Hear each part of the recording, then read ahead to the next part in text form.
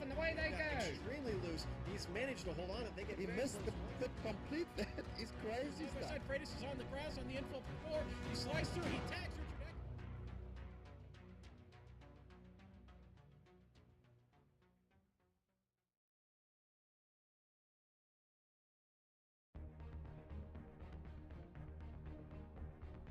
Season 3 saw impressive dominance from both class champions, but Season 4 arrived with much anticipation for the new blood ready to challenge the veterans. The teams arrived at Daytona International Speedway for the traditional 2.4-hour endurance season opener. Rookie Kimmo Suominen did not disappoint and duly grabbed pole in GS, while Dan Rash lined up second. In ST, James Stevenson managed to continue his stranglehold by starting in first, with Dexter Castro completing the front row. Lap 1 began with a very patient field, but by lap 2, Rash overtook Kimmo and the top 3 quickly began to separate from the rest. On lap 8, Travis Mims slipped the bounds of the asphalt in the Western Horseshoe, but returned without damage.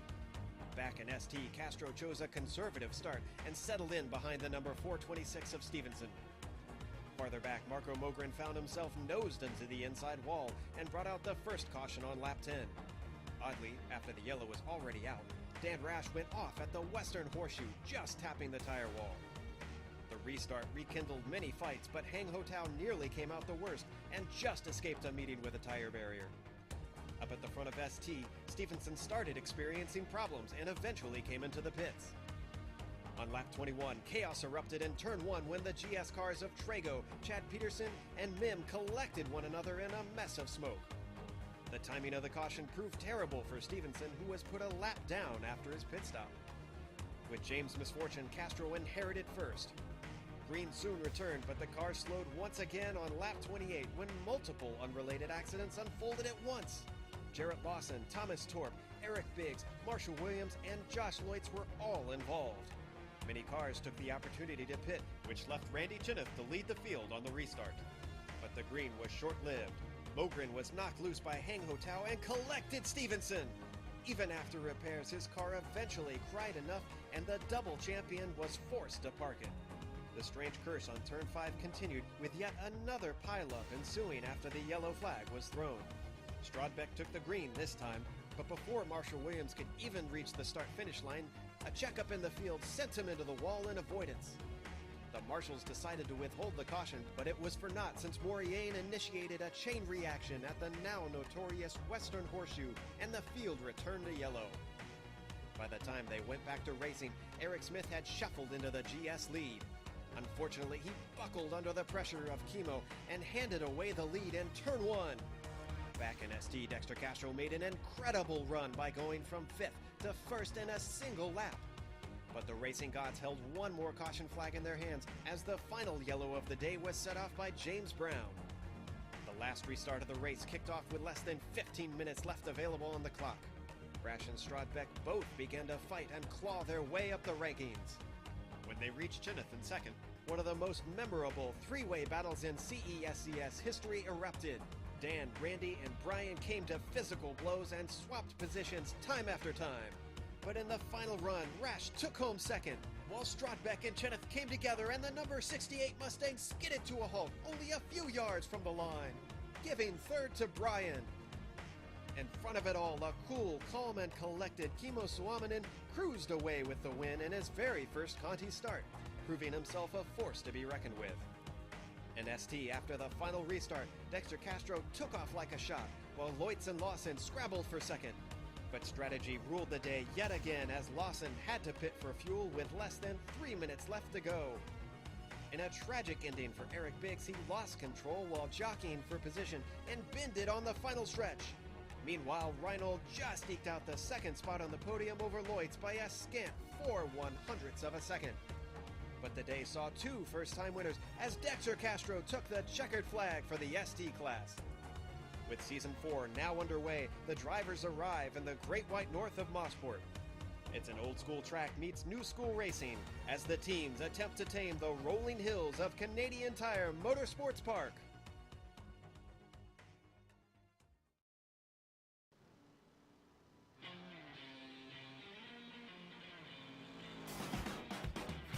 Welcome to Canadian Tire Motorsports Park, or as the drivers affectionately know it, Motorsport.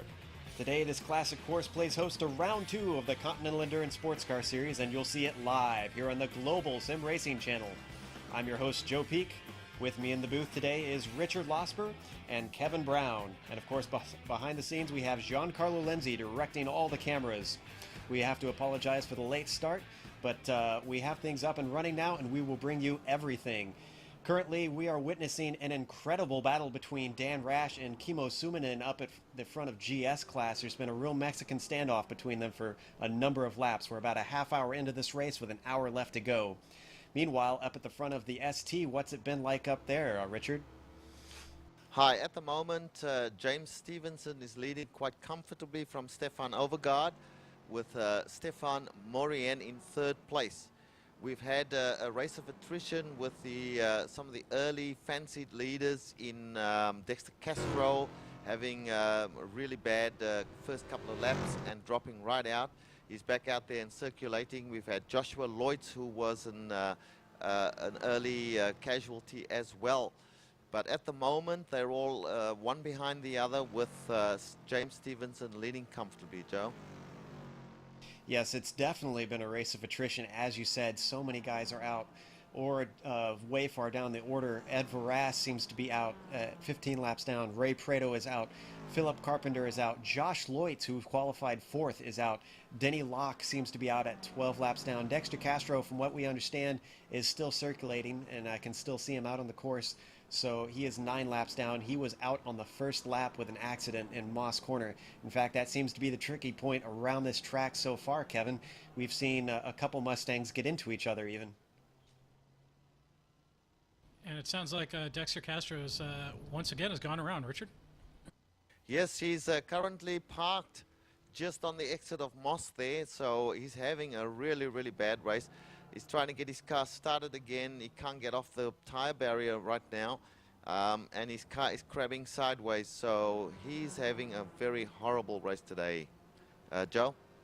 Yeah, I suspect he's out there circulating simply to try and, scrounge whatever points he can from this thing. He's one of the faster cars, though he probably won't be in the championship this season because he'll have real-life obligations taking him away. But it looks like he just wants to try and salvage what he can.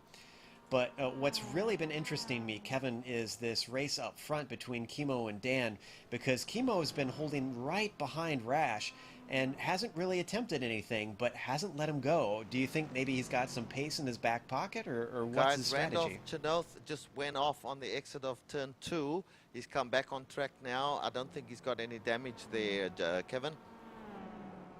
Thank you, Richard. To answer your question, Joe, yeah, we've seen Kimmo and Dan kind of run together a little bit at the last round at Daytona, but there it was all, the advantage was entirely Kimmo, and Dan had to spend a lot of energy trying to stay up with him. And we saw a few months ago in the previous race these two had where they ran nose to tail for the better part of an hour. So I think right now probably Kimmo is just trying to hold back a little bit, run as quickly as he can, and stay in Dan Rash's draft on that big, long, lengthy Andretti straight. And I bet you he's hoping for some sort of little action to maybe help Dan as Dan gets very close to an ST car through turn 2. That's a little closer than comfort. And yet it looks like Kimmo's not going to make a move. He decides to hold out, as that was Wes Eric, the lapped car that was holding them up. So playing very patient. He could be waiting for the first pit stop to go and then make his move, I suspect. But very smart driving from Kimmo, being a rookie in this series. He's showing he's got the chops in endurance racing, especially after a win in his very first try, as you saw in the opening video there. Behind them, though, is Eric Smith, who, knock on wood, is doing pretty well for his second race this season. This is his second season in CESCS.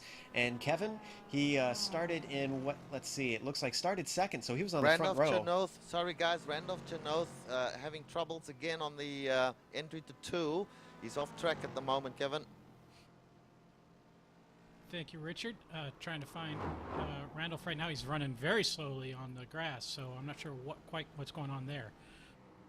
He just spun coming into 2 and couldn't handle the car and went off into the tire barrier, and now is back on track again. It seems to me like he might be having some internet connection problems right now, and so he may just be...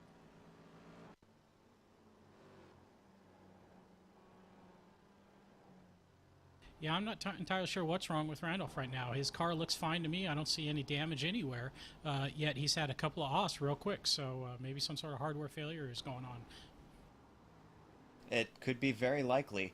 Back to what I was talking about before, Eric Smith has been having a pretty good race so far compared to some of his previous ones.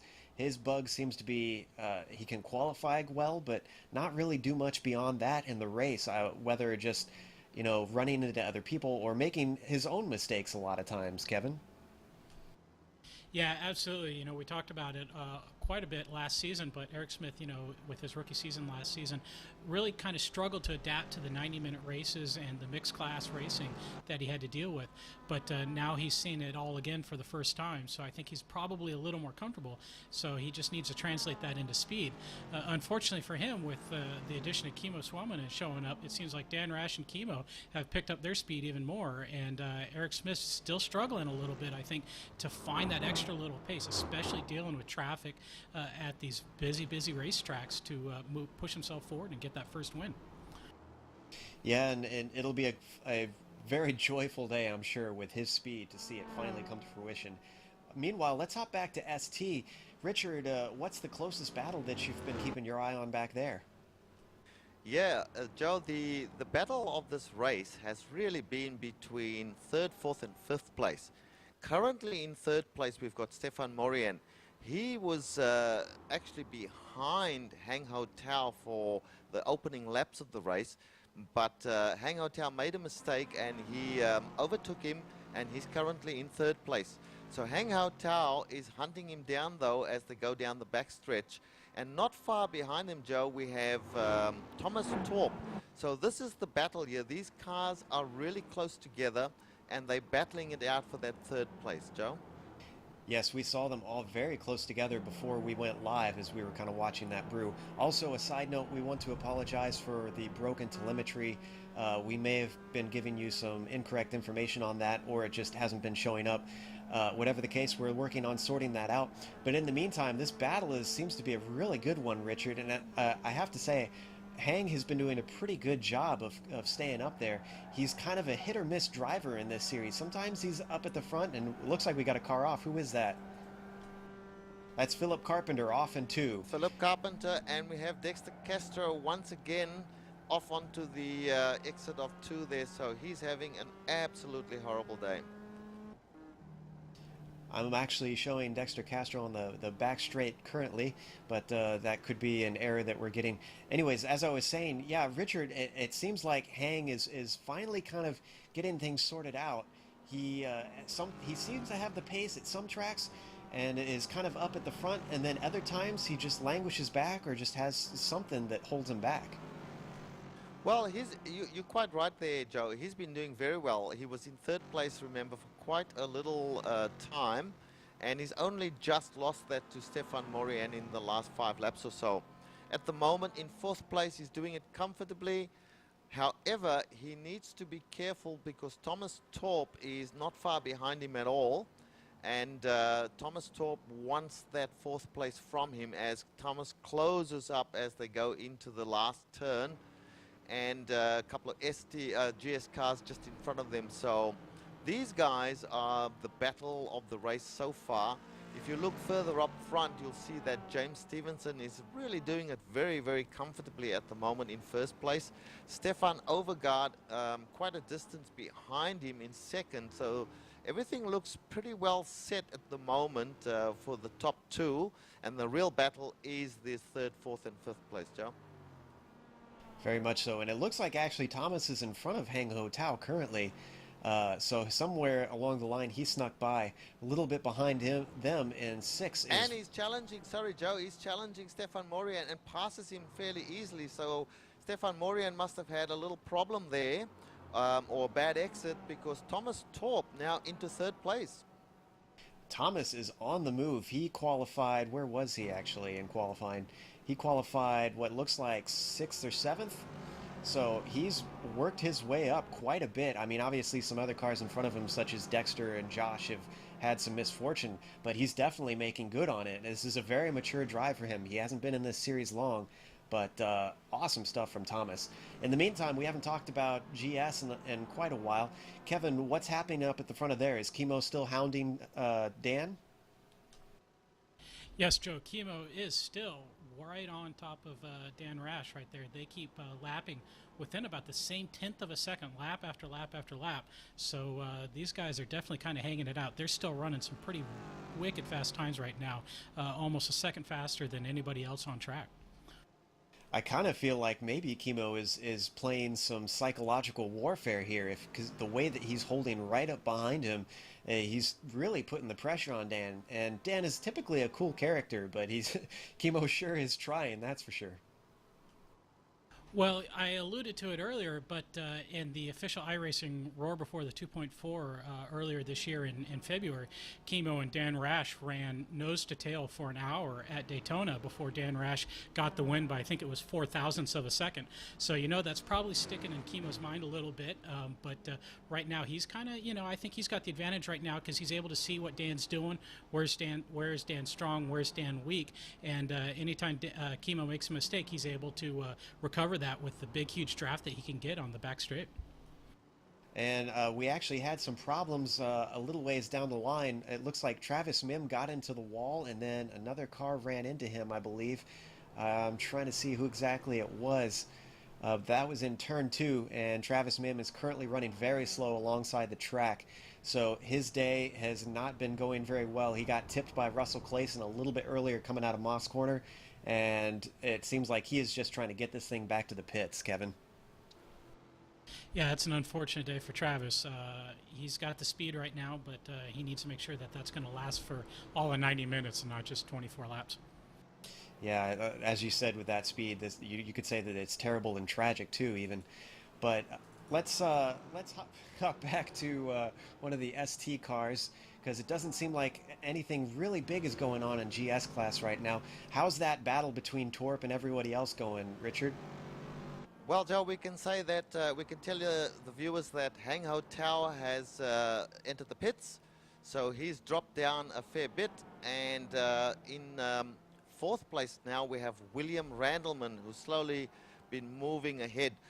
James Stevenson still leading with Stefan Overgaard in 2nd place, pardon me, and Thomas Torp now in 3rd place. And we'll try to keep you abreast on how the pit stops are going, since it is getting to be within that time. We're pretty much halfway down through. So the race is well underway here.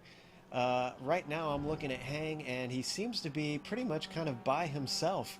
There's not really anybody around him to challenge or look for, which might be what he wants. The traffic has been pretty chaotic around here, Richard. We've seen a number of Mustangs had to check up for the MX-5s, and a few people really just tripping over each other. Yeah, that's correct. There's a large, conglomeration, really, mixed ST class and GS class. They're all in and amongst each other. The battle I'm looking at now is still Stefan Morien and Thomas Torp. These two guys have been not far from each other throughout the whole race. Thomas Torp currently has the advantage over Stefan Morien, and it seems like as we come into the pit window that maybe they're just holding station. So it's going to be really interesting once they hit the pit stops to see who comes out the best of the lot, Joe. Yeah, and speaking of dealing with other cars, one of the things that we should probably mention, since it's so difficult to pass and guys, here, our leader Dan Rash is in the pit lane right now. All right, so let's hop over to Dan and see what's going on over there as Chemo now takes the lead. He might want to really put his foot down now and try and leapfrog him in the pits. I see that Eric Smith is also continuing to stay out, so Dan Rash is taking just about perfectly halfway, so not really a late or early pit stop, just splitting it right down the middle, Kevin. Yep, and it's interesting that he's made the move first, and he's decided on his strategy. I guess everybody else is going to just see how it plays out, maybe bank on a caution, which would probably help them a little more than it would Dan Rash, as he's going to lose a lot of track position right now under green flag conditions. So he had a 23 or 24 second pit stop, we're hearing, and I'm assuming that he took all 4 tires. Is that correct, Kevin? Yes, you are correct. He did take 4 tires. Now, we always talk about the tires on these Mustangs, and I feel like maybe we beat that horse a little too dead. But what's that going to be like around Mosport? Because this is a track that really demands a lot with some high-speed corners. Yeah, you're absolutely right, Joe. And it's a tricky proposition for the Mustangs because they kind of lose their front grip real early during the course of a run. So these guys want to set up their cars so that they have as much oversteer as possible so that they can kind of rotate without having to use the brakes as they would normally in other tracks. So it's real easy for the driver to absolutely torch all his tires very quickly. So they need to make sure that they're doing a good job keeping that together. In the meantime, monkey see, monkey do. Sorry, Joe, if I can just break in here. One of the ST leading pack, Stefan Morien, is the first to enter the pits of the leading group. So he's taking all 4 tires and max fuel at the moment and just about getting ready to exit once again. Likewise, this is going to be extremely important for Kimo, who you just saw on your screen has entered the pits. Dan Rash is coming around. He's actually getting ready to go by the pit entrance right now. So Kimo better hustle and get out there. He looks like he might be losing time. And yeah, Dan Rash has taken the lead, has he not? Yes, Dan is very much clear by him, and it looks like he's made up a fair amount of time on Kimo. I don't know if maybe Dan short-filled or what, but that's a significant gap between the two of them. Right now, I believe Eric Smith is continuing to lead. Yes, Eric Smith has inherited the lead, so he has yet to pit, but he will get the lead a lap bonus this next time around unless he goes in, which I believe his pit stall is beyond the start-finish line, so he should still get it. Russell Clayson is taken up second place behind him. He's a fair ways back, and then a long way, in fact, almost half a lap back is German Afanador. In fact, a whole 20 seconds it looks like, if I'm seeing that correct, Kevin? Unfortunately, my telemetry is down right now, or my timing board is down right now, so Richard will have to give us the exact time gap. Well, look, guys, let me just get back to ST very quickly. I just want to mention that Stefan Morien, as we know, went into the pits. He actually came out in 4th place behind William Randleman, who and these guys have not pitted yet. It just goes to show how strung out the field is, that James Stevenson is actually coming up to lap Hang Ho Tao. That's how strung out they are at the moment, Joe. And as you said, that is actually after Hang has taken his pit stop. So he's kind of out of sequence right now until we see if James gets into the pits.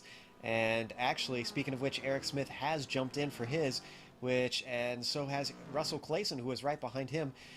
Dan Rash is going to be, actually he has come around, he's coming to turn 2 right now, and Kimo Suominen is just a few seconds behind. It looks like there's about a 2-second gap.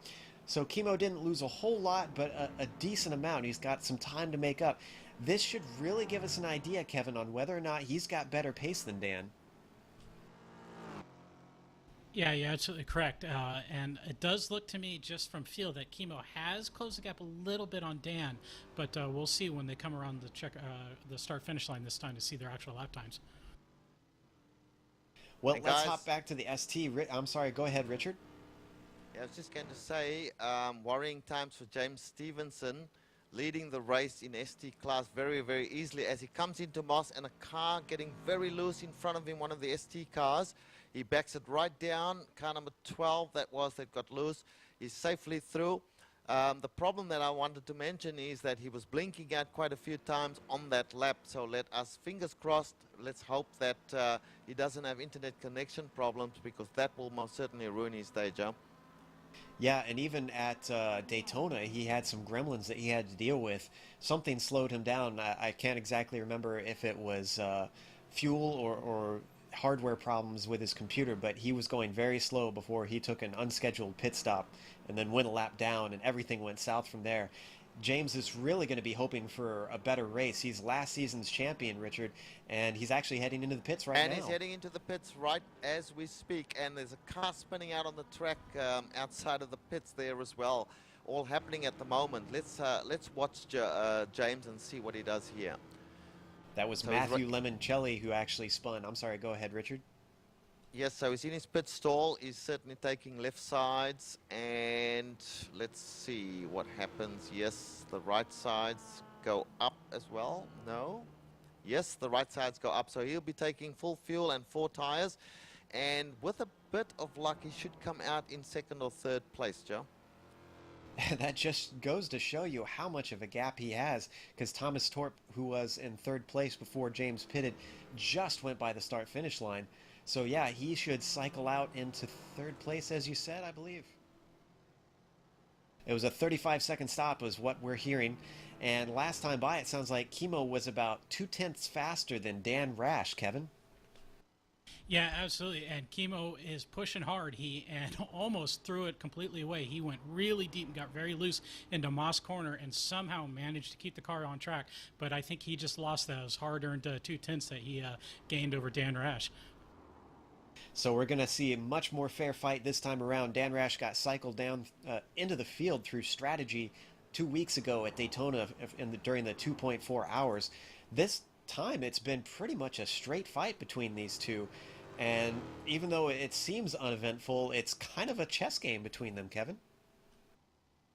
Yeah, it is. This is absolutely fascinating watching to me. I'm just keeping an eye on it. And these guys are clearly just pushing super hard right now and using up every single inch of the track. And they are not leaving anything behind right now. So we'll have to keep half an eye on that. Someone worth mentioning, though, is Ayrton Ellis, who actually qualified in 19th in the Mustangs. He drove the MX-5 last season, and he's returned to his original car that he used to drive. He is sitting in 9th place right now, Kevin. So through attrition and just running a steady pace, he's made up a fair few spots. I'm sorry, Joe. I didn't quite catch that. I was just talking about Ayrton Ellis, who's jumped up at 10 spots, actually, to be exact, since the start of the race. Well, glad to hear that for Ayrton. This is his first Mustang race, I believe, in Continental, after having had a very good season last season in the ST class with Continental. And this is not a track he's particularly familiar with in the Mustang, so I'm glad to see he's able to kind of get that together and really kind of move forward in the field. That's awesome running. Yes, it's definitely a stark contrast to what we've seen in the past.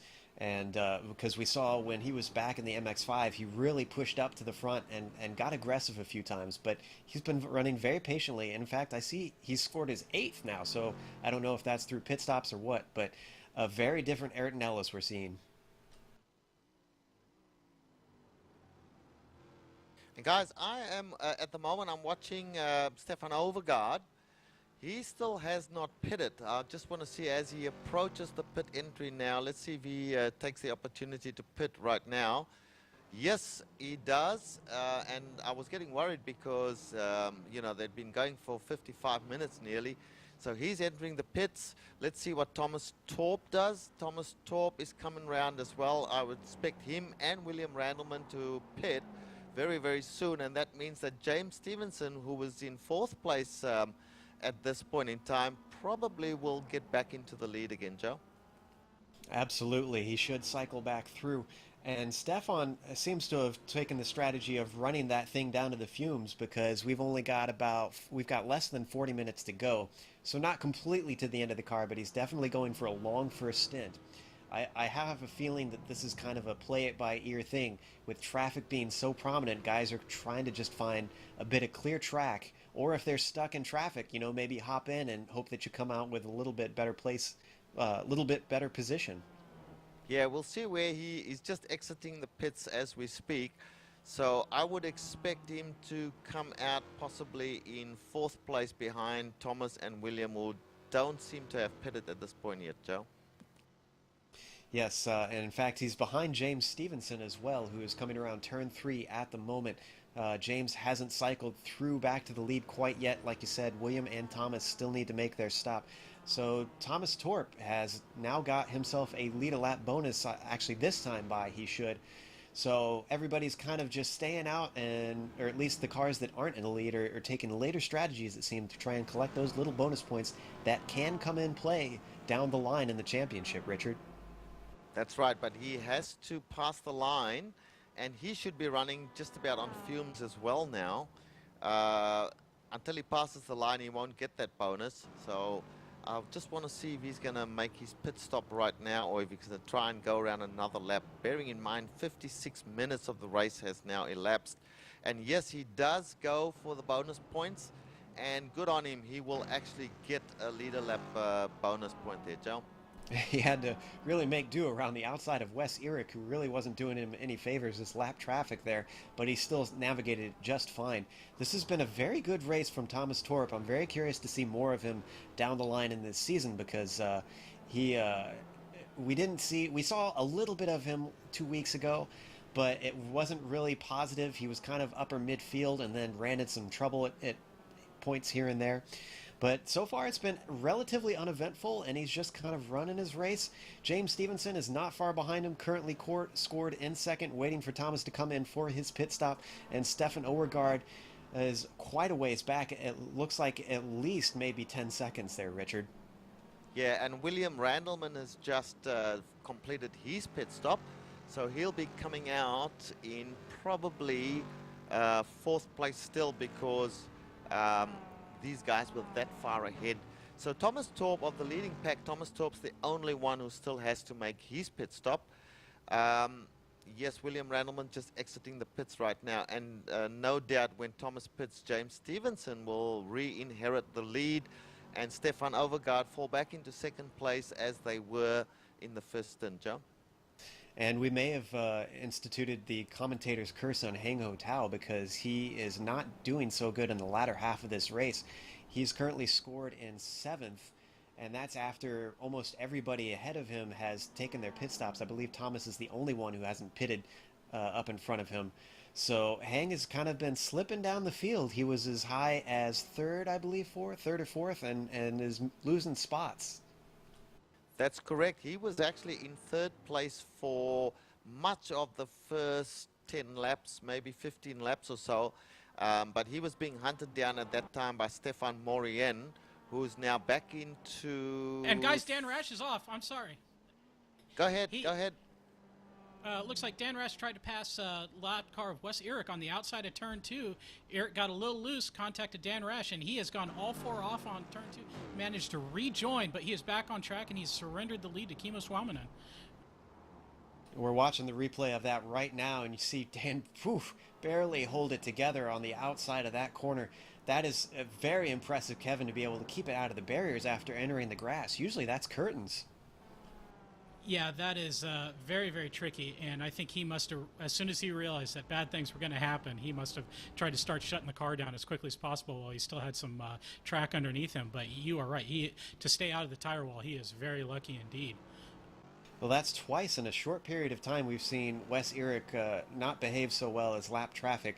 We can't say too much bad about him, unfortunately, because he is the league organizer, and he really does a lot. He actually is usually a very safe and very clean driver, Richard, and it surprises me to see him get into trouble like that. Do you think, I'm wondering if maybe Dan Rash was just pushing and pushing the issue. Yeah, I'm going to jump in Dan here, Rash Richard. can't afford to wait around for the slower traffic, and he normally, is very aggressive in passing. But guys, Thomas Torp, after 1 hour exactly, has now entered the pits. He was on the leaderboard as being number 1 for a couple of laps. James Stevenson will no doubt inherit the lead once again. Stefan Overgaard will be 2nd, and Stefan Morien in 3rd place. Matthew Reinl, who we haven't seen a lot of in this race so far, he's just been quietly doing his thing. He's in 4th place at the moment. I'm sorry, Kevin, you had a thought about Dan and Erik? Yeah, Wes Erik, yeah, I definitely would agree that. I think that was Dan Rash's fault. He tried to go way too aggressive. That's not a good place to try and make a move, especially on the outside. And kudos to both of them, actually, for managing to continue racing. And James Browne actually just went off. We have an GS car and Moss out on the dirt there.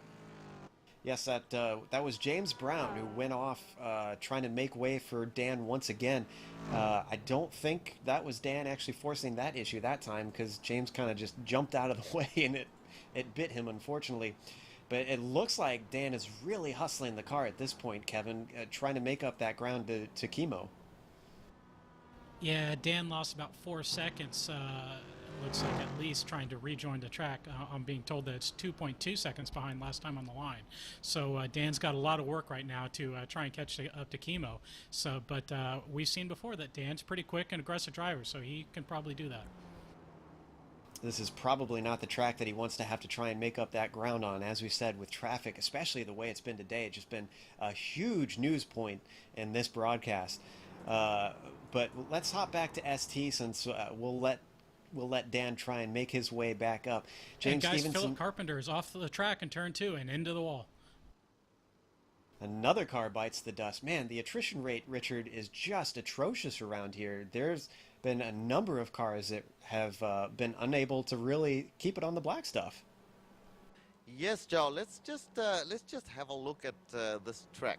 So you've got a really fast exit coming out of turn 1, right? So then you've got to line up for this turn 2, which is really the turn that defines this track. A lot of people say it's the Moss Corner. Yes, Moss Corner, but in my opinion, Moss Corner is a lot easier to negotiate than that turn 2 because you're at flat pace, absolutely flat out, I should say. Coming into turn 2, you brake lightly, and then you've got that double apex where you've got to hold everything together. That is where we are finding a lot of the people making mistakes and either going into the tire barriers or having to check up severely to keep the car on track, Joe. And Jarrett Lawson has now gone off, and that is in turn 4 coming up to Moss Corner, which is a very scary one to have an off. He's got the car going again, though, and he's currently scored in 12th of the ST class, but we haven't seen a whole lot of him this broadcast. He doesn't seem to have too much damage. He's going straight, so I'm not exactly sure what happened to him. At least he's got it back and running. Yes, now let's just go over, I'm going to go over the ST rank, the ST leaderboard just here. James Stevenson, as we expected, is back in first place now with Stefan Overgaard in second place, quite a distance behind him. So certainly James is totally in command of the ST class in this race at the moment. Stefan Morien is in third place, and he's running a really excellent, if though quiet race. You'll remember he had some battles with Thomas Torp and Hang Ho Tao early on. That seems to have shaken out now, and he's definitely settled down into third place. Matthew Reinhold, who we have talked about a little bit, he's now come up into fourth place. And Thomas Torp, after his pit stop, I think he's the loser there because he's finding himself now in fifth place, Joe.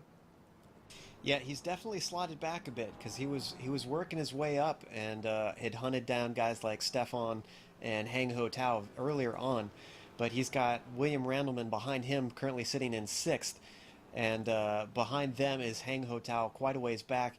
And then we've got Eric Biggs, who we haven't talked a whole lot about. He's sitting in 8th place, and he's kind of all by his lonesome as well. In fact, the ST class is all very well spread out. David Whammond in 9th, quite a few seconds back, and then Tom Eckline rounds out the top 10 in the ST. What's the grid looking like in the top 10 of the GS class, Kevin? Well, right now, Kimo Suominen is your leader. Dan Rash is in second place and closing quickly. I'm told it's 1.7 seconds last time by. Third place is Eric Smith. Fourth is German Fanador. Fifth is Chad Peterson. Sixth, Russell Clayson. Seventh is Ayrton Ellis. Eighth is Tim Brokaw. Ninth, Ray Notani. And 10th is Jeff Jacobs. And guys, we got a message from our spotter that Tim Brokaw had an off. Probably that's given Ayrton the opportunity to pass him. So great stuff from Ayrton to be able to shuffle his way up as this race has gone on. I've been very impressed by that, especially with as little practice as he's had around this track in the past 2 weeks.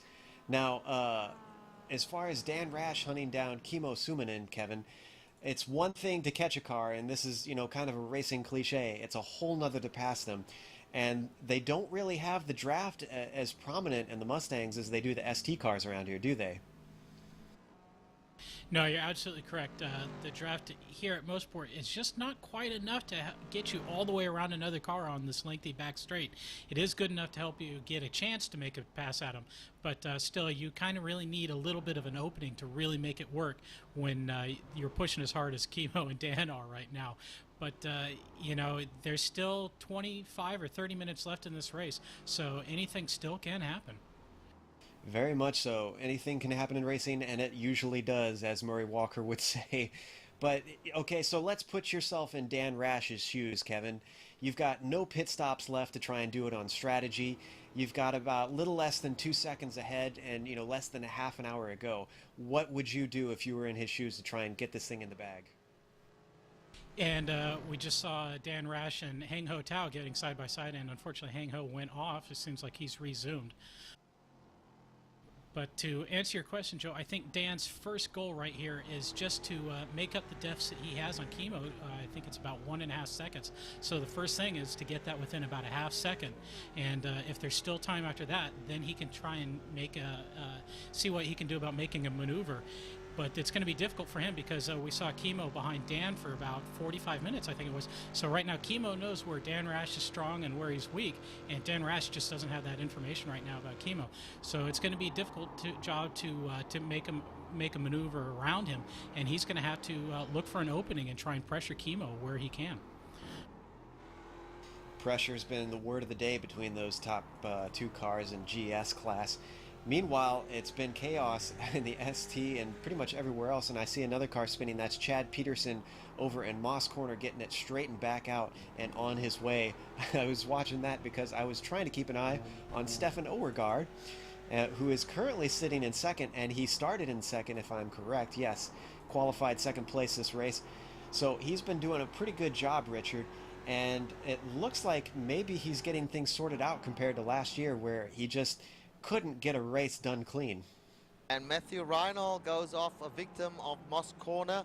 He was in 4th place, still is in 4th place actually. He's been trying to chase down Stefan Morien, and at one point a lap or 2 ago was right up on the bumper of Stefan Morien, but he's kind of thrown it a little bit away. So as I look behind him for Thomas Torp not quite close enough to make an impression at this point in time. But guys, the comment I would make is this is like running an obstacle course. The GS cars constantly have ST cars or other GS cars going off the track in front of them that they have to avoid. The poor ST guys have the GS guys coming up on them time after time. There's really no rest for anyone. They've got to keep their eyes in the mirrors, keep their eyes on the road in front of them. It's a tough track, this one, Joe. In the meantime, I saw that David Whammond actually went nose first into the tires on the outside of 2, so that had to have been a hard hit. Right ahead of him, actually, Stefan Overgaard was getting very loose through that same corner, but somehow managed to hold it together. I thought we were going to see him completely lose it through there. But yeah, you're right. It's the MX-5s are just having a hell of a time with all that's going on around them. Probably explains why they're so spread out at this point. Because nobody's really close enough to challenge anybody else. It seems like everybody's just got like 10 seconds between everyone else and doesn't give us much excitement to talk about other than dealing with the traffic. Well, yes, but at the same time, I'm watching James Stevenson at the moment. He's got clear air in front of him and daylight behind him, so he's really doesn't have any worries at this stage. If he keeps it all together over the next 20 minutes or so, he's going to win this race. Stefan Overgaard, he's obviously just been passed by another GS car. I think he's had cars in front and behind him all the time, as you can see Dexter Castro coming up behind Stefan Overgaard. Now, Dexter Castro is not in the race for any position at this point in time, so let's hope that Dexter just stays away from him, because there's a potential there if Dexter gets overzealous for him to ruin Stefan Overgaard's race. So let's hope that does not happen. 3rd place, Stefan Morien. Once again, he has got nothing in front of him, but he's got Matthew Reinhold behind him trying to catch him, but he won't be having much of a chance of doing that because he's fallen well and truly behind. Something must have happened to him. So, to take up your point that it's a race of not much excitement, I don't think so. I think there's lots to be watching as we go through the last 20 minutes, Joe. Well, it'll definitely be an interesting time when cutting the highlight reel for this one, with all the accidents and just offs and contact that's been going on between cars. I see that Kimo still has Dan Rash behind him. In fact, it looks like last time by at the line it was 0.8, and he's actually getting balked by Limoncelli, who is ahead of him, and that has allowed Dan Rash, Kevin, to get right up behind him. Absolutely, and I think this is what Dan Rash has been praying for, is an ST car to slow up Kimo, and it's happened. Now this battle is absolutely on for sure. Dan's going to have to try and probe and see where he might be able to attack Kimo, so we're going to have to keep an eye on this one. Very much so, and this is where, as a driver, patience is going to come into play. We've got about 20 minutes left on the clock, so there is time to make something happen. They're fairly quick laps around this track in this Mustang. They'll get a number of laps in, but yeah, you're right. I think Dan needs to kind of watch, be patient, hang out behind, see what kind of opportunities come his way, because with the way traffic is, speaking of which, they got more coming up right in front of them. You never know what opportunities are going to lie ahead as they try and weave their way through. Alexis Molina gets out of their way. They're coming up to turn 2. That's Matthew Reinhold in that MX-5 in front of them. Is he going to hop out of the way? Dan's kind of hovering right behind him.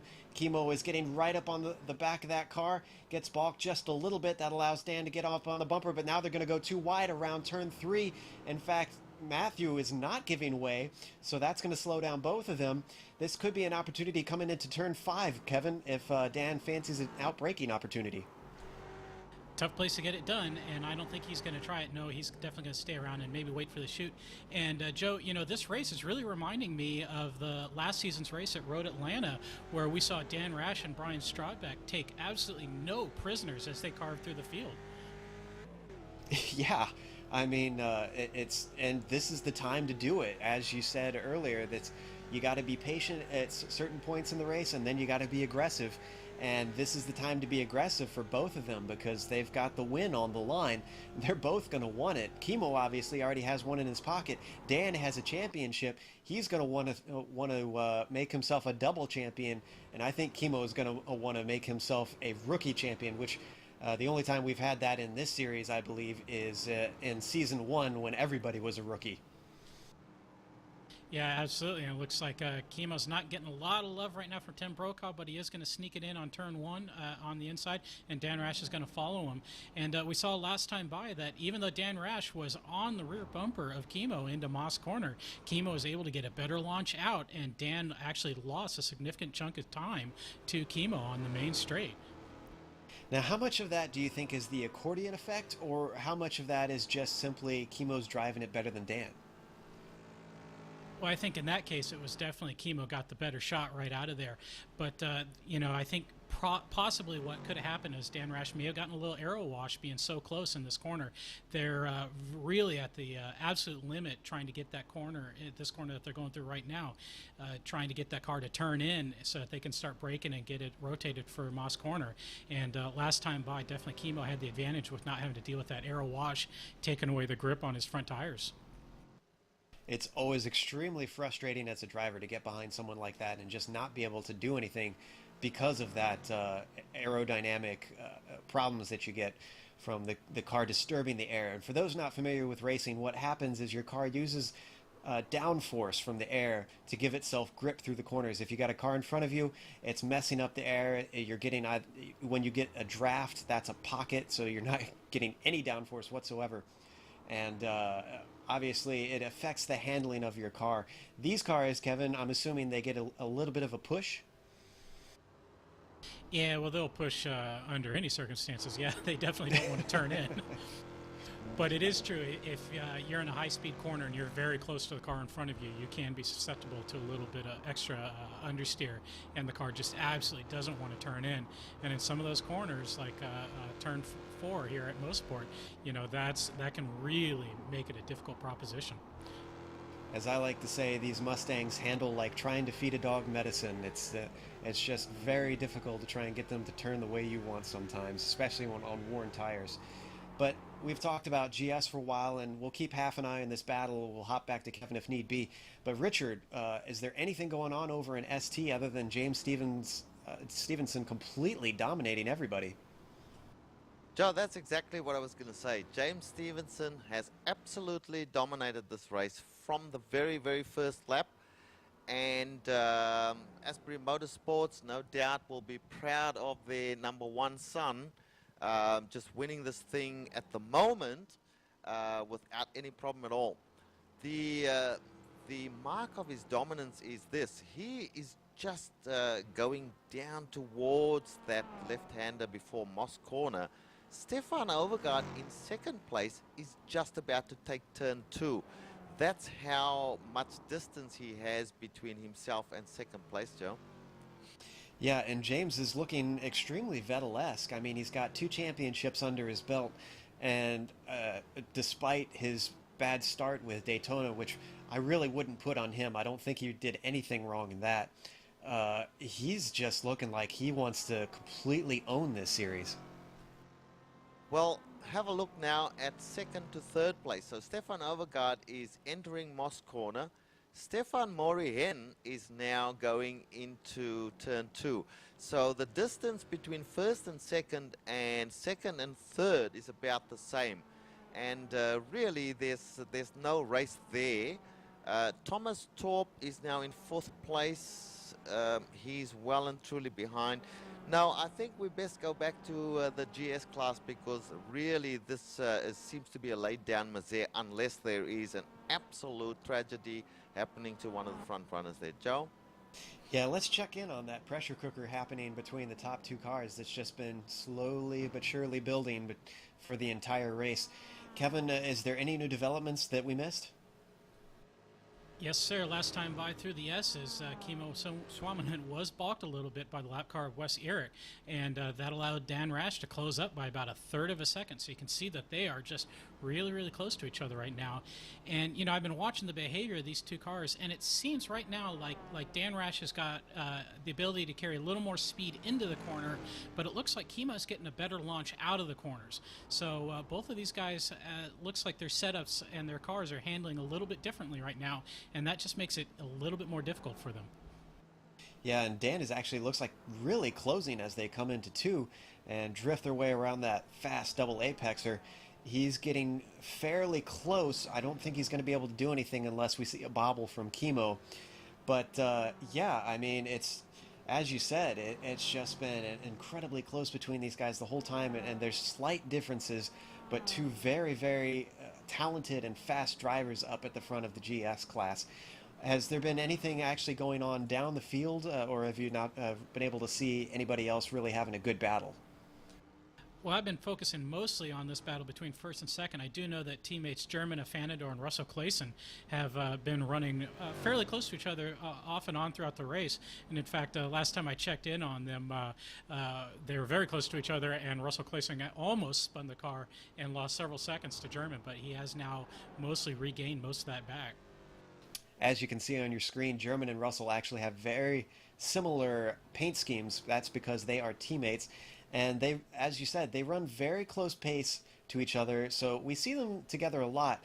And I suspect that there's a bit of team tactics and also quite a bit of information shared between them that helps them be as fast as they are. Kevin?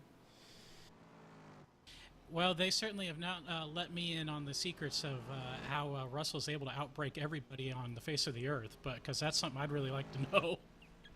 Wouldn't we all? Yeah, Russell is very well known, if you're new to this series, for just being incredibly late on the brakes. Who knows what his brake bias is at, because it must be something in the insanity range, the way that he gets that car slowed down like nobody's business. Behind them is actually Chad Peterson, who has scored 6th, and he's the last car on the lead lap in the GS class. In fact, actually, last car on the lead lap, I guess, out of everybody, Kevin. So, man, the cars are pretty spread out, and it seems like the pace is just lightning fast around here. Yeah, well, you can blame that 100% on Kimmo and Dan. They are just absolutely flying and have been this entire race. They have not let up one bit, and that just kind of left everybody else just try and grasp at straws and pick up whatever crumbs they can get. And boy, I keep looking back at Kimmo and Dan. The last laps, they both ran in the same 10th at 1:30.9. So these guys are just hooking up in the draft and just flying. Yeah, last time by they were about 2/10 apart. So there's really nothing between them. Let's see what the gap is this time by as they come around the final corner right now. Dan right up on the bumper. He was really closing up in turn 9, I believe, there, Kevin. Yeah, it seems like every lap, these guys are faster than each other in one particular corner, and then the next lap, that position changes. So if Dan Rash is faster in turn 1 on a lap, then next time by Kimo will be faster in turn 1. So these guys, I'm not really sure where Dan can make a move or when he can make a move. Maybe he needs to rely on Kimo having some sort of action with traffic, as the Mustang in front of Kimo Swimming, and does actually go off track between turns 2 and turn 3, but does rejoin safely. Well, there's a heart pounder, and that allowed Dan just to get up a little bit underneath him, but nothing doing yet still. If you're looking at your screen, you can see there is about 12 minutes left to go on the clock, so it is getting very close. And I'm sorry, Dan Rash makes a look around the outside of Kimo as a car goes off. I'm not sure exactly who that was, but he wasn't able to get it done. Dan is as close as ever. Did Kimo get a good exit, Kevin? Yes, he absolutely did, and that was all started by James Browne trying to help the two leaders by on the approach to Moss Corner, but instead what it did is it kind of stacked them up and left Dan Rash without a lot of room, and fortunately everybody was able to shut it down and get around the corner safely, but I'm sure hearts were in throats for a bit there. Yeah, maybe a few pants need to be changed as well. So they're still as they were. Probably it was, again, about a quarter of a second between them last time by at the line. They're coming by again very soon here, and they both look fairly planted, although I am seeing them slipping and sliding around. Their tires are probably getting pretty bad at this point. Once again, it's about a quarter second between them. Kevin, give us an idea of what it feels like inside the car when you've got 10 minutes left to go in this thing. Well, depending on your perspective, if you're the leader, it seems like those 10 minutes are about 10 hours, and if you're the guy behind, it seems like those 10 minutes are about 10 seconds. So these guys are feeling the pressure. Either they need to make something happen soon, or they need to make sure that nothing happens for as long as possible. As Kimo gets very wide on the exit, turn 3, almost goes off. That would have been the end of his race. But he manages to hold it together impressively as they get by another lapped car who lets them by quite well in turn 4. So no drama there as Dan closes up coming into Moss, and they come onto that long back straightaway. It's just really not a lot of change between the two of them as far as the gap. The last 3 laps by, it's all been about a quarter of a second each time. Like you said, they're incredibly close on pace. If Dan's waiting for something, he's got to start doing and making attempts soon here. And they really don't have to worry about Eric Smith, because I'm looking at the timing and scoring. They've got 30 seconds on him, so they can battle away at their heart's content. Yeah, absolutely. But even still, I think that between these two guys, there's only about one move that one of them can make, and that's probably going to decide the race. So that's going to be Dan Rash's decision when he's going to make that, where he's going to make that. And to be honest, I don't know where he's going to make it. There's just doesn't really seem like a lot of options right now. I have been watching as his approach through turn 4, the left-hander. He's been going very, very tight to the inside and actually dropping his inside wheels over the gutter, and it keeps seeming like he's about to spin the car through there before the braking zone into Moss, and he's doing that just so that he can get a good launch out of Moss on the back straight, but it hasn't worked for him yet. Maybe it will this time by. And if you ever wondered what separates the men from the boys in this series, that's the sort of stuff that makes it happen. You have to think in that degree of detail, thinking 3, 4, a lap ahead to try and figure out where you're going to make a pass, where you're going to get a launch. And that's how these guys win races, as they think strategically. They think ahead. They're not just, what's immediately in front of the car. They're looking at where the car is going, not where the car is, Kevin. Yeah, absolutely. You're correct there. And you've got to also play that into mind with the traffic that's in front of you and where that traffic is going to be. And we can see right now that there's a nice long gap between Kimo Suman and the next lapper in front of him. So these guys have a lot of space to kind of go do what they need to do. So no dramas probably coming their way. Let's hop back real quick. I don't know that there's anything new happening in ST. But, Richard, is there anybody at least somewhat close to each other, or is this thing a dead race over in the MX-5s? Yeah, look, I have to say, James Stevenson, the only thing I can report is that James Stevenson had a little moment in the Moss corner when he was overtaking Eric Biggs, lapping Eric Biggs, who you must remember is in 6th place. And other than that, it's nothing doing here, Joe. Well, we'll make sure and get back to you, and give us a shout if James is getting the checkered flag, and we definitely want to give him due credit on his win. I apologize, getting a little tongue-tied after the tenseness of the battle for the GS class there, which seems to still be going on, Kevin. Not much has changed, although it was 3/10, little over 3/10 last time by at the line, so Dan lost just a little bit, about a tenth. Yeah, but doesn't seem to be too much of a worry right now, as you can kind of see him closing up a little bit in that draft behind Chemo. So I'm getting conflicting reports on how much time is left, which I'd really like to know myself, since my timing is still down. I believe there should be, it's showing elapsed time 1 hour 27 minutes out of 1 hour 30, so there shouldn't be that much time left if the lap scoring or the timing is right. So 3 or 4 minutes at the most. Actually, it looks like timing and scoring is showing about 7 minutes left to go, but we'll keep an eye on things still. 2/10 by at the line, so just a little bit closer. As you said, Dan made up that time. In fact, he's looking barely a car length away from Chemo now. Yeah, absolutely. But 7 minutes, that's about 5 laps left. So there's still a little bit of time right now to try and consolidate for both of these drivers to close up and see if there's anything left here. Again, I'm not really sure if these guys are going to catch traffic anytime soon before the end of the race. So maybe the best maneuver is actually to go ahead and attack. Guys, I just get the feeling that Dan Rash is playing a waiting game. I mean, he can push harder than what he's doing here. Sorry if I'm jumping into the GS, because nothing all that exciting happening in ST at the moment.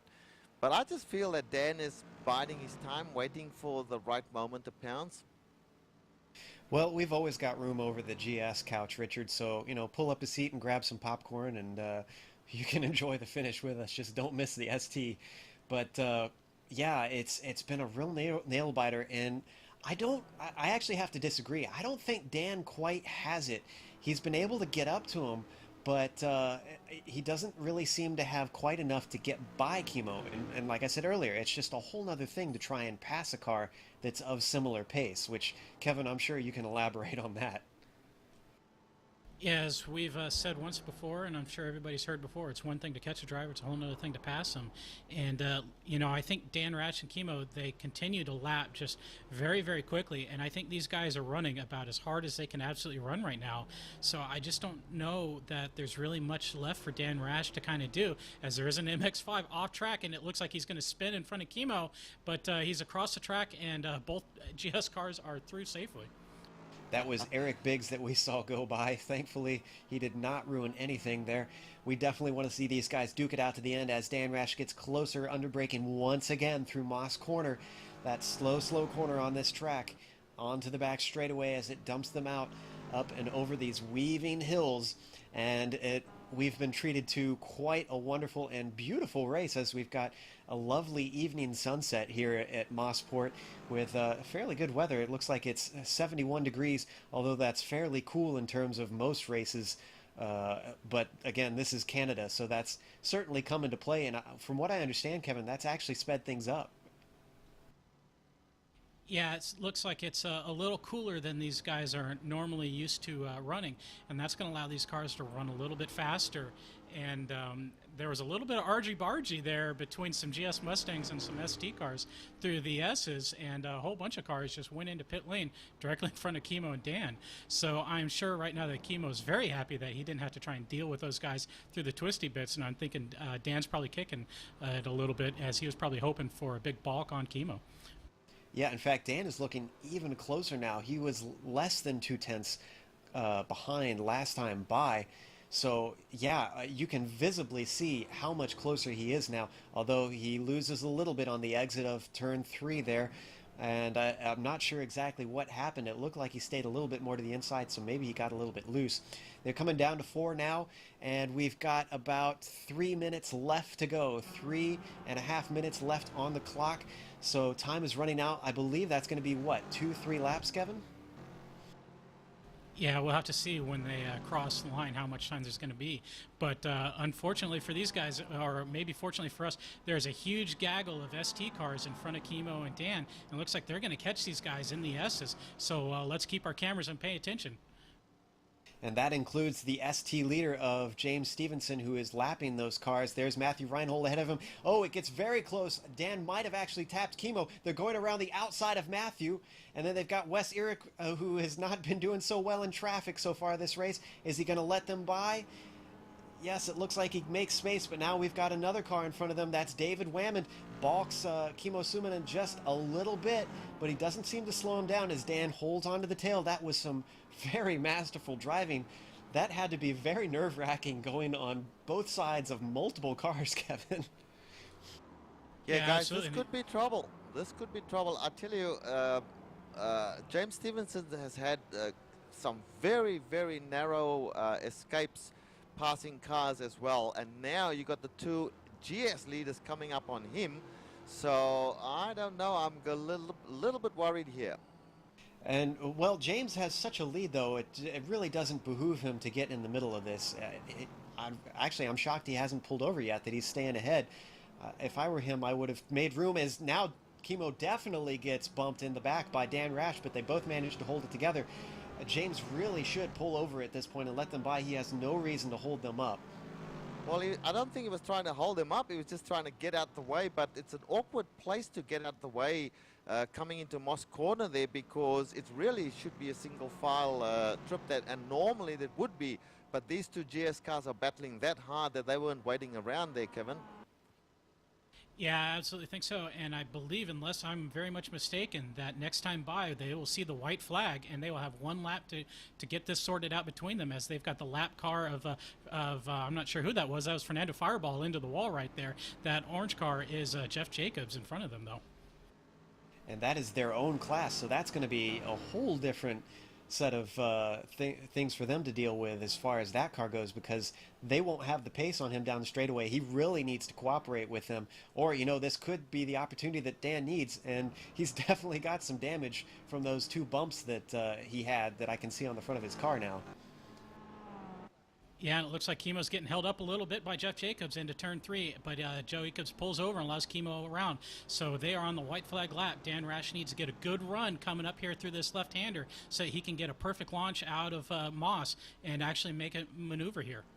It is do or die time for Dan Rash. He's got to make something happen, or it's going to be 2 for 2 for the rookie in the CESCS as they come into Moss Corner. They slide up through there, slow it down, get it ready, and punch the accelerator coming out of Moss Corner. Is he got enough? He's very close, but I don't think he's close enough, Kevin. Yeah, Rash got an absolutely fantastic shot out of there, and he's getting a great run on Kimo right now. Is it going to be enough? I don't know. They're very close to running in the draft of the car next to them. And look, Dan Rash is all over the bumper of Kimo Suominen, and he's going to look on the outside. Here it goes. This is going to be the move.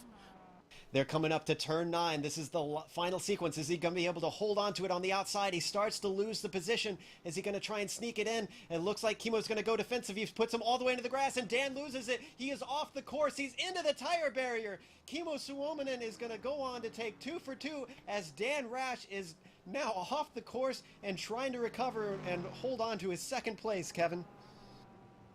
Well, that was the maneuver. We knew that it was going to be one shot. Dan Rash decided to make it on the outside going into the S's, but that meant that he was going to be on the inside for the middle bit, and there just wasn't enough room for him, and he dropped the wheels under the braking, and that was kind of the end of that. And to give you an idea of just how much distance there was, that Eric Smith wasn't even close to trying overtaking Dan Rash. Also, we have James Stevenson, who has finished his as well. I'm sorry we missed that, and the melee of Dan Rash going off. So James Stevenson has taken it, and it looks like Stefan Overgaard has just crossed the line to take 2nd place, Richard. And where's Thomas Torp? Yeah, Thomas Torp is on the back stretch coming up to, I don't know that it's finished for James Stevenson yet, because he still seems to be racing hard coming out of Moss there. Stefan Overgaard is also still racing hard, so I don't think it's over for these guys yet, Joe. It's interesting because he was behind the leaders on the last time by on the white flag, so I'm not sure why he'd still be going. We'll keep an eye on it, see if we can get some information on that. Yeah, definitely even Thomas Torp in third place, who's just crossing the line now. Let's see if he slows down. No, he's not slowing down either, so they're still racing, guys. Well, I'm glad we didn't miss his finish then, because we want to give credit where credit is due.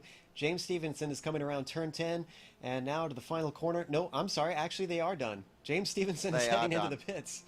Yeah, they are done. We did miss it, but that means that Thomas Torp completes the podium. Stefan Maurienne came home fourth, and then fifth was William Randleman. Meanwhile, in GS, it looks like Russell Clayson took home fourth. As we said, Eric Smith took home third. And then fifth was German Afanador. Should we go through the rest of the field? Well, Joe, I want to jump in because on the last lap, German Afanador was actually leading Russell Clayson, and I managed to miss it, and I can't find it on the replay, but somehow Russell did pass German on that last lap. Great opportunistic stuff from Russell. Let's head down through the results on each class. Let's start with GS here. As we said, German Afanador was in fifth. Behind him in sixth was Chad Peterson. Then Ayrton Ellis with an excellent drive all the way to seventh place from 19th. Eighth was Tim Brokaw. Ninth was Darren Jump. 10th was Jeff Jacobs. And what were the last of them like, Kevin?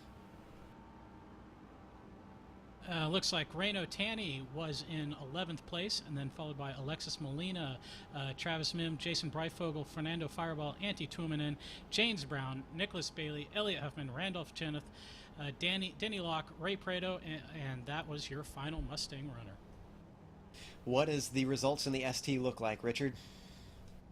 Well, no surprises from this race. James Stevenson, he's won it.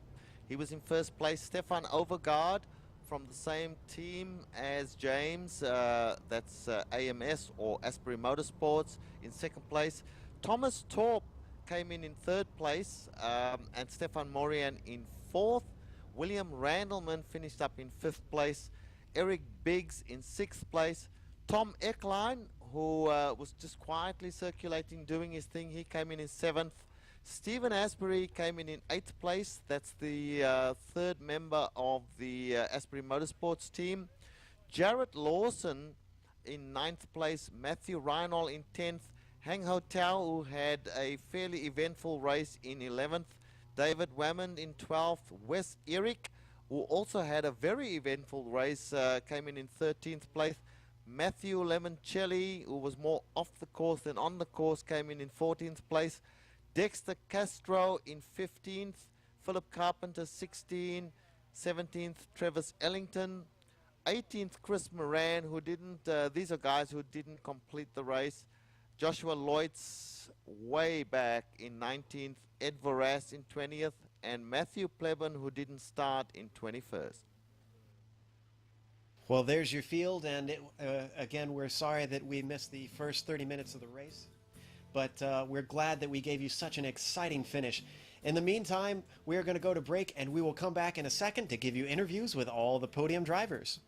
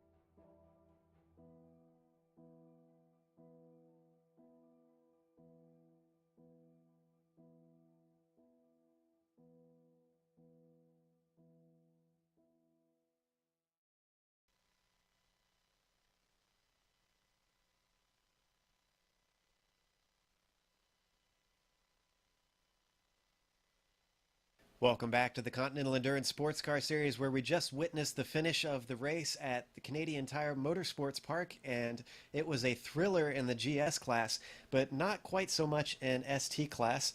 In second place, we had Stefan Overgaard, who ran a fairly quiet race. And Stefan, can you hear me? Yeah, I got you. Stefan, it seemed pretty uneventful for you. You didn't really have anybody around you for the latter half of that race. What was the first half like? We saw a bit of a battle for third to fifth, but I'm not sure if you had anything for second place. No, the only one I had anywhere near me was James, and yeah, after a while he just went off in the horizon, and I never had any battles for the rest of the race. Was the draft on the backstretch helping you keep up early on? Because we did see you, within a second or two of him for the first part of the race. Was that helpful in any way? Yeah, it was a definite draft that helped me keep in touch with him. After I think there was a Mustang who had come off track, and when we had to go past it, I lost some time and lost the draft, and then he was gone. It looked like it was pretty chaotic between the classes, especially with as few passing places are around this track. What are your thoughts on how everyone behaved as far as interclass passing? Did you run into any trouble? Do you feel like people played patient enough, or was there anybody that really needs to hold up a little bit more? I had some hairy moments, but that was actually both classes. The lap cars, can't really name any names. All right. Probably good to be diplomatic in this case. Is there anybody you want to thank or sponsors that you want to thank that helped make this race possible for you? Oh yeah, I'd like to thank James for giving me a great draft for the qualifying. I think that was helpful because there was so much trouble in the first lap, starting up front. Good stuff from Asbury Motorsports today, definitely. Well, it looks like next up is Barber. Do you fancy that one? It seems like you kind of need redemption because you had a win stolen from you last year. Yeah, I kind of like that, so I'm looking forward to it. Hoping to do better this time. Oh, we look forward to seeing you there. Thanks for talking to us. No problem. The winner of today up in ST was James Stevenson, and he really romped away with it. And I believe Richard Losper is going to be interviewing James. Yes, can we bring him into the booth, please? James, can you hear me? I sure can. James, dare I say, an easy day at the office for you today? Yeah, pretty much. After that first lap accident, Stefan and I were a mile ahead of anybody, so all we had to do from there was just cruise. Yeah, it seemed like there was almost nothing to talk about. You were in command of the race right from the start. The only thing that it seemed to me might have been a problem was the traffic. Tell us about the traffic. Oh, interestingly, there was a couple of Mustang guys that seemed to be lapping a bit slower than I was, and it was a little bit difficult to get past them. And but other than that, wasn't too bad. Yeah. Well, look, I think you're probably glad that it was an easy day after the terrible time you had at Daytona, James. Yeah, interestingly, the last couple of laps, my graphics started to glitch out, so I was thankful that the race finished, because had it gone a bit longer, I may not have been able to see where I was going. That would have been very unfortunate.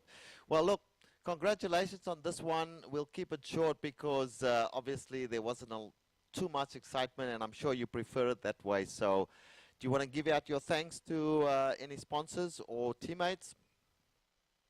Yeah, I'd like to thank Castrol and shout out to Stefan for getting a good second position there, very strong, and Stephen, who thought he wasn't going to have a very good day at the office, but he's managed to come home in 8th. Yeah, good on you guys. Asbury Motorsports 1 and 2, powering on. I'm almost wishing I could be out there with you guys instead of sitting up here talking to you. But thanks for talking to us, James. Thanks for having me, guys. Back to you, Joe.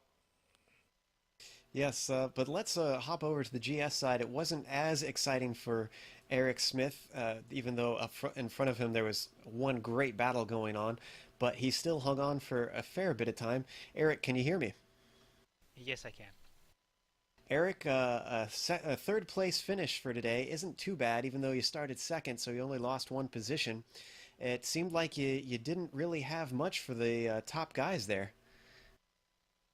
Well, my plan for the race was actually to let Kimmo by and then follow in the wake of Dan and Kimmo and save my tires as best as I could. And then when the inevitable caution that never came, when that would have come, then my plan was to attack.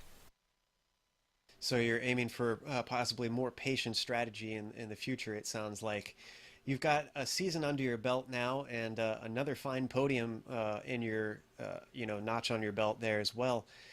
Do you think maybe you could get the win eventually, or does it seem like you just can't quite stay up with Kimmo and Dan? If I worked a bit on consistency and actually pushed during the races, I could fight for the win. But as it stands, my main goal is just to stay out of trouble. Which, as today showed, is kind of a difficult thing to do in and of itself. How were the tires, though, out there with all the high-speed corners and the way it just scrubs off the grip on these tires? Were they overheating, or what'd they feel like?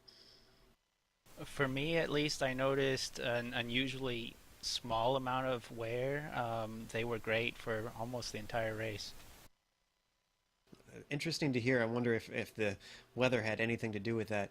Do you have any sponsors you'd like to thank or shout-outs you'd like to make? Oh, just thanks to 49 Motorsports for the pink car. Well, we look forward to seeing you at Barber. What do you think you got for that track? Do you like it, or is it not one of your favorites? Oh, it's definitely a weak track, so we'll see how it goes. All right. So thanks for talking to us, and we'll see you in 2 weeks. Thanks again. Well, Kevin, we had one of the most exciting finishes we've seen with a late attempt at the lead by Mr. Dan Rash. Would you like to talk to him? Yeah, absolutely. Dan, can you hear us? Loud and clear, Kevin. Well, Dan, there was a lot of action there, and you got a lot of camera time as you were right on the bumper at Kimmo for a lot of the race. So tell us about that last lap maneuver. Oh, it was down to the line, and I knew I had to push it for all the tires were worth. And I was hoping to do it without the lap traffic, but it wasn't so bad. When they came together, they presented some unique opportunities. But in the end, it came down to the end of Mario and Andretti straight, as I was expecting. And came a little bit outside of Kimmo, and I was hoping to be able to hold the outside, and it looks like I was. And then he pulled a defensive move and held inside, which I wasn't predicting, so that shows that I just have a bit of racecraft to learn. And what I did was, instead of dropping behind him and trying to get as close to him as possible and make it through the corner, I made the silly mistake of trying to squeeze just a little bit further inside for some silly reason. Then my left side tires clipped the grass just a little bit, and then that caused me to rotate around. But I knew I had a little bit of a buffer to third place, otherwise I wouldn't have pushed him so hard. But I knew that even if I had wiped out, I should still be able to lock in second as long as the tires could spin. And so that's what happened. Well, it seemed like you guys were pushing really hard for most of that race, and especially the last sector. And it seemed like you were kind of experimenting with your lines through the left-hand turn 4 to get a good run out of Moss. Is that right? Yeah, I was experimenting everywhere. The problem was that the tires wore even more than I was expecting. And so, maybe if I hadn't gone off track in turn 2 earlier, maybe we would have been a little bit more aggressive early on, because as the tires wear, the opportunity for too wide passes gets narrower and narrower. You just can't pull off the grip. It's kind of like the racing line narrows. And so as the race went on, I tried a couple different lines, but it looked like it wasn't going to work out too well. So I just stuck in behind Kimmo and knew I had to save it for the last lap because the tires were pretty much already worn. And there we go. Well, it was a fantastic race to watch, and must have been a fun battle between the two of you.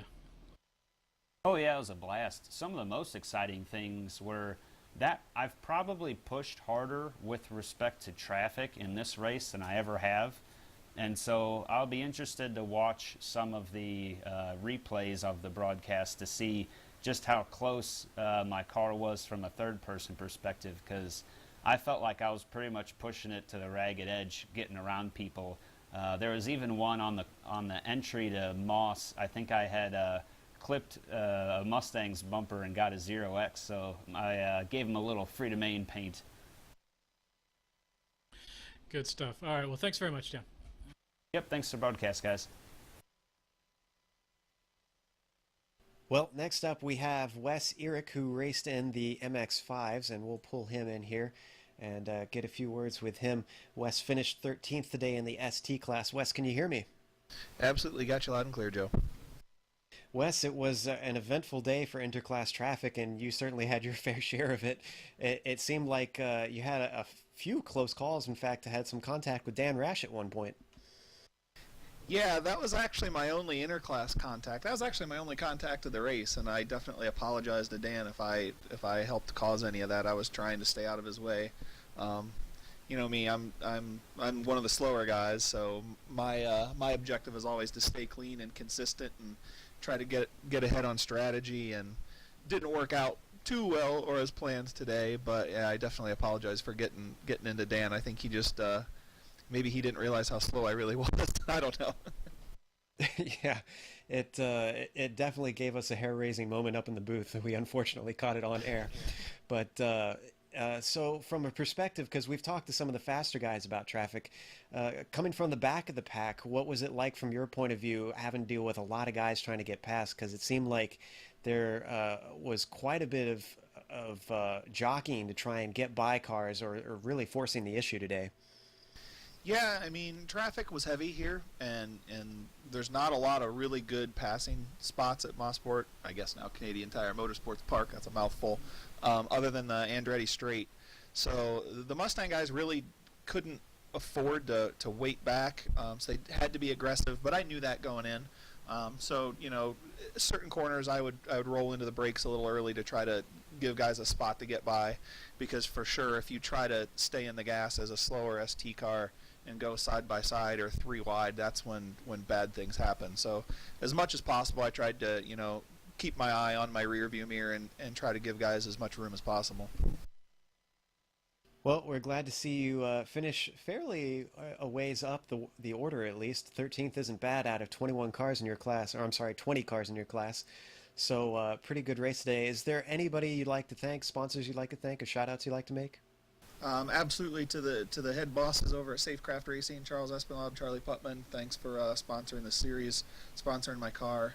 And then a special shout out today goes to Tim Brokaw. He's the one who put together the new paint job, the new livery with the fall line, Safecraft Racing, OMP, battery tender Mazda. So big thanks to Tim for putting that together for me. All right. Well, will we be able to see you in 2 weeks at Barber Motorsports Park? Absolutely. Looking forward to the fun. Awesome. Hopefully it's not a caution fest like we've seen in the past there. Thanks for talking to us. Thanks, guys.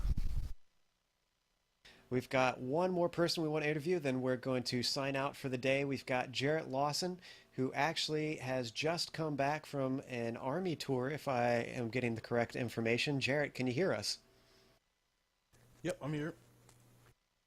Jarrett, welcome back to the States, and you did fairly well today. You had a 9th place finish, so a top 10. Is this your first time? Actually, you were here 2 weeks ago in Daytona, weren't you?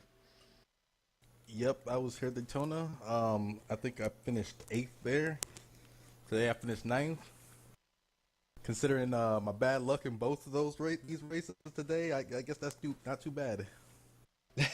So what we didn't see a whole lot of you, unfortunately, on screen. What kind of bad luck did you run into? It seems like everybody was fighting for track position today. Oh yeah. Let me see. On lap 5, I was behind William Randleman, and he kind of tapped the brakes a little bit, I guess, to keep his line through one of the last few corners. And I was literally like right up on him. So when he tapped, I freaked out, tapped my brakes, that unsettled my car, and I couldn't keep it under control and went straight into a wall. Ouch. That's never desirable, especially in these MX-5s, wanting to keep them as aerodynamic as possible. Also, we wanted to say congrats to you on coming back and returning after being away since I believe it was before Season 2. So you've been gone from iRacing for a while, it sounds like. Well, not exactly. I actually quit, or I dropped out before season 2 started because I didn't want to start a season and not finish it. So it was a good 3 months until I actually left. Not 3 months, 2 months before I actually left for Afghanistan. So I left for around September-ish. So still probably feels fairly good to be home. Are you still kind of acclimating to iRacing, or do you think you're back into the swing now? Oh, I'm definitely back into the swing. Took some of the money I saved up. I bought a new rig, G27 with a nice little stand, and it took me about a month to get used to that. But now I'm definitely back. Awesome and I think stuff. better than ever. Yeah, absolutely, man. Well, are there any sponsors you'd like to thank or shout-outs you'd like to make for friends? I just want to make a shout-out to one of my teammates at Vortex Sim Racing. He's the one that made my paint. It's Erik Ekholm. Freaking thanks a lot for the paint, man. It looks great. Hopefully I can get some more screen time for it. Yeah, we'll try and dig you out of the field next time around. We're going to be at Barber Motorsports Park. Are you looking forward to that?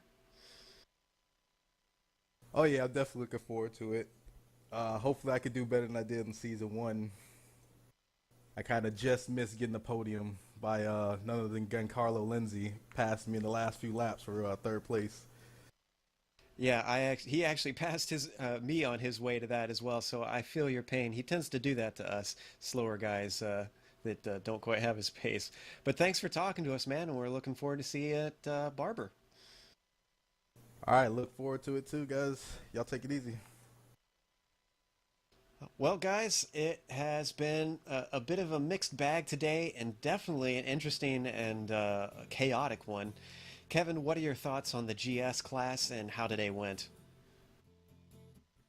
Well, we saw that Chemo and Dan are definitely the class of the GS field right now, and Chemo looks to have a little bit of a stranglehold on the field right now, as we're still trying to see if Dan can kind of respond and get a win over Chemo in a straight fight, which is yet to happen. So some good action between those two, and it's left the rest of the field to try and figure out how to close that gap.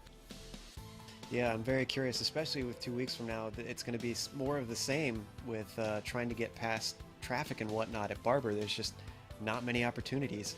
What about you, Richard? ST didn't have a whole lot for you to talk about today. No, indeed, Joe. The ST class was dominated from start to finish basically by James Stevenson and Stefan Overgaard, who never ever gave up their first and second place unless they were in the pits. The interesting thing to me was the rate of attrition today. If you look down the field, the all classes field, you'll note that James Stevenson came in 11th place overall. Now, if you look at the fact that there were 23 cars in GS class, it is no mean feat for an ST driver to come in 11th place, which means he's top 10 of the GS drivers. And not far behind him, Stefan Overgaard, who came in 13th place overall. So even though it was a kind of a non-eventful or uneventful race for ST drivers, they certainly had, must have had a lot of anxious moments getting in amongst the GS drivers. So a good race, I would say, from those guys' point of view. First and second for Asbury Motorsports. Other than that, not much else we can say about it, Joe. Hopefully we'll have more to say 2 weeks from now. But we want to thank a few people that helped make this race possible. Safecraft Racing obviously does a lot. They sponsor the CESCS and provide some of the funds to make this thing happen. And they make real-life safety gear for racing, so it's not just what they do to make this race happen, but what they do to keep racers out there on the track and in one piece that we can't thank them enough for. Thanks to Wes Eric, who is the organizer, who puts in countless hours to make sure that everybody is on track and behaving how they should be. Thanks to our software and hardware, iRacing.com, XSplit, Twitch TV, Audio Technica, and AverMedia. I want to thank our team, Giancarlo, Richard, Kevin. Also special thanks to Sean Ambrose, who did a lot to make sure that we had the information that we needed behind the scenes. And if you want more information about the Global Sim Racing Channel, you can check out our website at www.globalsimracingchannel.com, where we have race highlights and archived races. So if you want to see any of the previous seasons of the CESES, you can find it there. We're also on Twitter at GSR Channel, and we're on Facebook at facebook.com/Global Sim Racing Channel. Also, thank you to Erik Ekholm, who provides us our recognizable music. You can find his music not only on here on GSRC, but in TV commercials, movie trailers, iTunes, and Spotify. If you like our music, tell him where you heard it at Erik Ekholm. We also have music from Dexter Britain. He does great music for people such as NASA, TED Talks, and even McLaren. So, race car fans, you have something to go check out there. You can listen or buy his music at dexterbritain.co.uk. As we mentioned before, our next broadcast is Barber Motorsports Park, another CESCS race. That is round 3. That'll be August 31st, and that kicks off at 7 p.m. Eastern. We look forward to seeing you there, where it's going to be an exciting one around that roller coaster. But until next time, race clean, race hard, and we'll see you on the track.